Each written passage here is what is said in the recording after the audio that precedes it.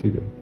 Assalamualaikum warahmatullahi wabarakatuh. Perkenalkan, nama saya Ragil Kukoh Krishna Putra, merupakan anggota kelompok kecil 2, kelompok 3, angkatan 22, Latsar CPNS tahun 2026. Anggota kami terdiri dari satu, saya sendiri, yang kedua Edwin Irwan Setiaji, yang ketiga Noval Albiu, yang keempat Gilang Adi Saputra, dan yang terakhir Muhammad Esa Jayan.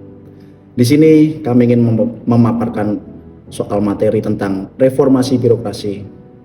Pendahuluan yang pertama adalah reformasi birokrasi merupakan upaya menyeluruh untuk memperbaiki kinerja dan integritas aparatur pemerintah agar lebih efektif, efisien, dan responsif terhadap kebutuhan masyarakat. Selanjutnya adalah latar belakang, akar kebutuhan reformasi birokrasi yang sering terjadi di pemerintahan saat ini menghadapi berbagai tantangan. Salah satu tantangannya adalah lambatnya proses administrasi di lembaga pemerintahan saat ini.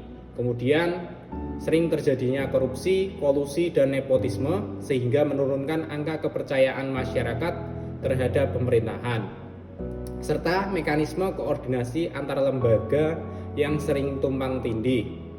Kemudian sering kita jumpai rangkap jabatan antar lembaga dalam pemerintahan saat ini sehingga menyebabkan kurangnya kinerja lembaga tersebut dalam melayani masyarakat. Selanjutnya adalah definisi reformasi birokrasi.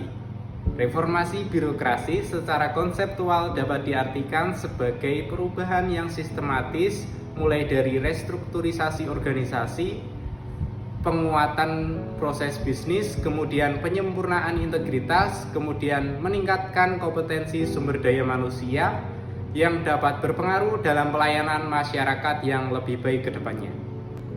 Selanjutnya, tujuan utama. Reformasi birokrasi dirancang untuk mencapai 4 sasaran strategis. Yang pertama, meningkatkan efektivitas kebijakan publik. Yang kedua, menekan praktik korupsi, kolusi, dan nepotisme. Yang ketiga, mempercepat dan mempermudah pelayanan publik. Yang keempat, mengoptimalkan pemanfaatan anggaran negara. Permasalahan birokrasi di Indonesia. Permasalahan ini berkisar pada korupsi, lambatnya proses administrasi, kurangnya transparansi, dan praktik suap. Permasalahan ini berakar dari lemahnya pengawasan, budaya nepotisme, dan kurangnya transparansi yang seringkali menghambat kinerja aparatur negara. Berikut adalah contoh kasus birokrasi di Indonesia. Yang pertama, korupsi proyek EKTP. Yang kedua, jual beli jabatan ASN. Yang ketiga, pelayanan publik yang berbelit-belit. Yang keempat, politisasi birokrasi dalam pilkada. Yang kelima, tindak pidana pencucian uang di instansi negara.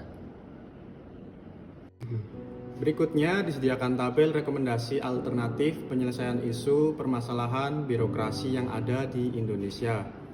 Untuk alternatif yang pertama ada penguatan pengawasan dan penegakan hukum. Tahapannya meliputi membentuk atau memperkuat lembaga pengawas, kemudian sistem pelaporan, serta penindakan tegas pelaku pelanggaran. Dengan harapan menurunnya korupsi dan kolusi, serta meningkatkan kedisiplinan. Adapun pihak yang seharusnya terlibat antara lain ada pemerintah, aparat hukum, serta lembaga anti korupsi. Alternatif penyelesaian yang kedua ada digitalisasi layanan atau e-government. Adapun tahapannya meliputi identifikasi layanan yang bisa digitalisasikan, kemudian pengembangan sistem IT, pelatihan pegawai, serta implementasi dan evaluasi. Dengan harapan proses administrasi akan berjalan lebih cepat, transparan, dan minim tatap muka sehingga bisa mengurangi korupsi atau kolusi. Pihak-pihak yang seharusnya terlibat ada pemerintah, dinas IT, ASN, serta masyarakat. Kemudian alternatif yang ketiga ada peningkatan transparansi publik. Adapun tahapannya ada publikasi SOP dan biaya layanan. Kemudian penyediaan portal informasi publik, audit keterbukaan informasi.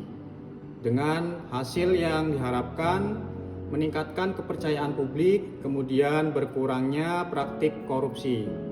Pihak-pihak yang terlibat antara lain ada pemerintah, lembaga pengawas, serta masyarakat. Kemudian alternatif penyelesaian yang keempat adanya reformasi SDM aparatur. Adapun tahapannya ada rekrutmen berbasis merit system, kemudian pelatihan dan pengembangan kompetensi, serta evaluasi kinerja secara berkala. Dengan hasil yang diharapkan akan menghasilkan SDM yang lebih profesional, efisien, dan berintegritas. Adapun pihak yang terlibat ada pemerintah, BKN, dan ASN. Baik, kesimpulan dari presentasi kali ini yaitu reformasi birokrasi bukan sekedar mengubah aturan, tapi mengubah budaya kerja dan pola pikir untuk memberikan dampak nyata bagi kesejahteraan rakyat. Demikian presentasi dari kelompok kecil 2, kelompok 3, angkatan 22, Latsar CPNS 2026. Akhir kata, wassalamualaikum warahmatullahi wabarakatuh.